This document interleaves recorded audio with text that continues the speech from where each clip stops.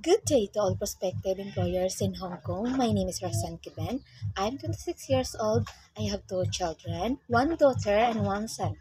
I have three brothers and one sister. I am the first in the family. I am Catholic and I live in Santander, Cebu, Philippines. I am a college level Bachelor of Industrial Technology, major in Computer Technology. My hobbies are cooking, cleaning, and playing with the children. I work as domestic helper here in Philippines for 3 years, and I serve five members of the family, two adults and three children.